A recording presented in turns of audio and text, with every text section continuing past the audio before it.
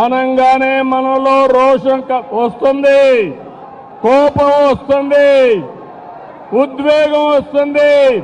ఖబర్దార్, జాగ్రత్తగా ఉండమని హెచ్చరించే పరిస్థితి వస్తుంది.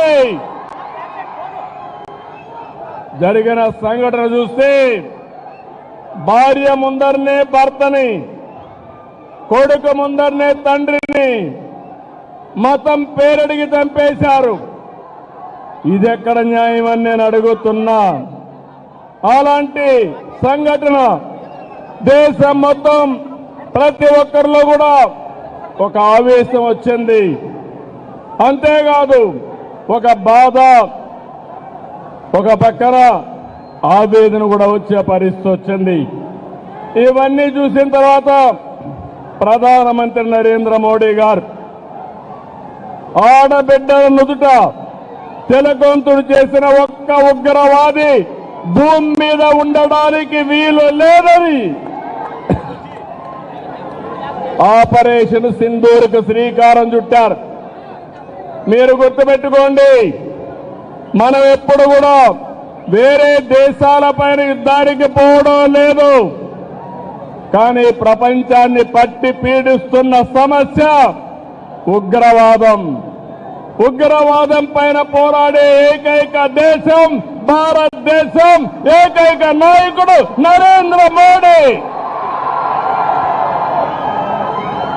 అందుకని రక్షణ దళాలు ఉగ్రవాదుల్ని ఈ దేశానికి తిరిగి కన్నెత్తి చూడకుండా చేయాలని ఎక్కడున్నా వాళ్ళ మీద మన త్రివిధ దళాలు ధైర్య సాహసంతో ముందుకు పోయినాయి.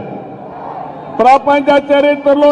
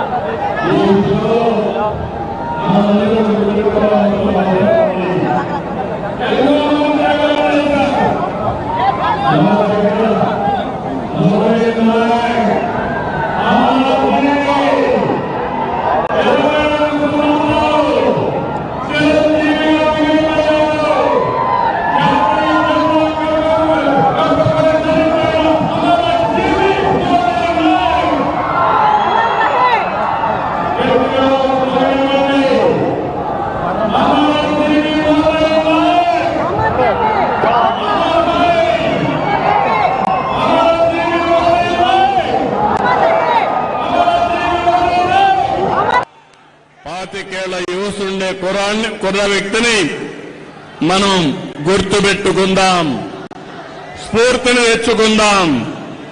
అలాంటి త్యాగదనిని ఆంధ్రప్రదేశ్ రాష్ట్రమే కాకుండా దేశం మొత్తం గర్విస్తుందని చెప్పి కూడా నేను మీకు తెలియజేస్తున్నా. అత్యంత కఠినమైన పరిస్థితులు, సరిహద్దుల్లో రాత్రి పగలు లెక్క చేయకుండా మన దేశాన్ని కాపాడి మనల్ని కాపాడుతున్నటువంటి జవాన్లకి చేతులెత్తి నమస్కరిస్తున్నా. వాళ్ళందరికీ కూడా సెల్యూట్ చేస్తున్నానని చెప్పి కూడా నేను మీకు తెలియజేస్తున్నాను. వాళ్ళు పోరాడుతున్నారు, మనం క్షేమంగా ఉన్నాం. ఈ విషయం మనం గుర్తుపెట్టుకోవాల్సిన అవసరం ఉంది. ఈరోజు మన దేశ గౌరవం, మన బలం, బలగం మన సాయుధ బలగాలే. మనం ఏమాత్రం అధైర్యపడవలసిన అవసరం లేదు. ప్రధాని మోడీ గారి సంకల్పం ఉగ్రవాదులు ఎక్కడున్నా, ప్రపంచంలో ఎక్కడ దంకున్నా వాళ్ళని తుదమెట్టిచ్చే విధంగా ముందుకు పోయేదానికి చాలా దృఢ సంకల్పంతో ముందుకు పోతున్నారు. ఈ ఆపరేషన్ లో మన సైనికుల ధైర్యం చూశాం, సామర్థ్యం చూశాం, మనం తయారు చేసుకున్న ఆయుధాలను మనం చూశాం. ఈరోజు ప్రపంచ దేశాల్లో భారతదేశం యొక్క ప్రతిష్ట పెరిగే పరిస్థితి వచ్చింది.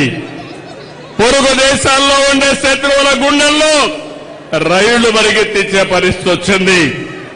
మేము ఎవరి జోలికి రాము, ఎవరిపైన యుద్ధం చేయం. తీవ్రవాద రూపంలో మా దేశానికి వస్తే మాత్రం అదే ఇవ్వాలి ఈ రోజు మీకని మరొకసారి హెచ్చరిస్తున్నాను. ఇది ప్రతి ఒక్కరి నినాదం కావాలి. ప్రతి ఒక్కరు కూడా అవసరమైతే ఎలాంటి త్యాగానికైనా సిద్ధమవుతామని చెప్పాల్సిన తరుణం ఇది. అందుకే ఈ రోజు మనందరం కూడా చూస్తే దేశానికి సరైన సమయంలో సరైన నాయకుడు, బలమైన నాయకుడు నరేంద్ర మోడీ గారు అని చెప్పి మీ అందరికీ విజ్ఞప్తి చేస్తున్నా. ఇంకొక పక్కన సరైన నిర్ణయం సరైన సమయంలో తీసుకునే సమర్థవంతమైన నాయకుడు కూడా నరేంద్ర మోడీ గారు. అదే మనం నిరూపించాడు. ఆపరేషన్ సింధూర్ అని చెప్పి కూడా నేను మీకు తెలియజేస్తున్నాను. ఎవరికైనా సంకల్పం ఉంటుంది. ఆ సంకల్పాన్ని ఆచరణ చేసి విజయవంతంగా ముందుకు పోవడం ఒక్క నరేంద్ర మోడీ గారికి సాధ్యమని మరొకసారి మీకు తెలియజేస్తున్నా. ఈరోజు భారతదేశం ఒక రక్షణ శక్తిలోనే కాదు, ఆర్థిక శక్తిలో కూడా ముందుకు పోతున్నాం. కొంతమందికి బాధ ఉంది, అసూయ ఉంది, కానీ మీరు ఏమీ చేయలేరని చెప్పి హెచ్చరిస్తున్నా. 2047కి ప్రపంచంలోనే భారతదేశం నెంబర్ 1 గాని నెంబర్ 2 దేశంగా ఉంటుంది. ఇలాంటి కుట్రలు కుతంత్రాలు మమ్మల్ని ఏమీ చెయ్యలేవని చెప్పి హెచ్చరిస్తున్నా. తమ్ముళ్ళు, మిమ్మల్ని అందరినీ చూస్తున్నాను. మేము ప్రారంభమైనప్పటి నుంచి చూస్తున్న ఉత్సాహం, ఇదే ఉత్సాహంతో దూసుకెళ్ళండి. భారతదేశం నెంబర్ 1 దేశంగా ఉందంటే ఆ రోజు ఎంతో మంది త్యాగాలు చేశారు. మన రాష్ట్ర వాసు రూపకల్పన చేసినటువంటి జాతీయ జెండా ఆ వ్యక్తి పింగళి వెంకయ్యని మరొక్కసారి గుర్తు చేస్తున్నా. అలాంటి జాతి మనది. జాతి నిర్మాణం కోసం పోరాడిన జాతి. అందుకే మనందరం కూడా సమర్థవంతంగా పనిచేసి జాతి పునర్నిర్మాణంలో భాగస్వాములయ్యి ప్రపంచంలో ఏ శక్తి అడ్డుకోని విధంగా ఆర్థిక శక్తిలో రక్షణ శక్తిలో మనకు మనమే మేటైన శక్తిగా తయారు కావాలని చెప్పి మిమ్మల్ని అందరినీ కోరుతున్నా. ఈరోజు ఇలాంటివన్నీ జరగాలంటే పహల్గామ్ లాంటి సంఘటన జరిగితే ఆపరేషన్ సింధూర్ లాంటి కార్యక్రమాలు అవసరం. దీనికి దేశం సిద్ధం.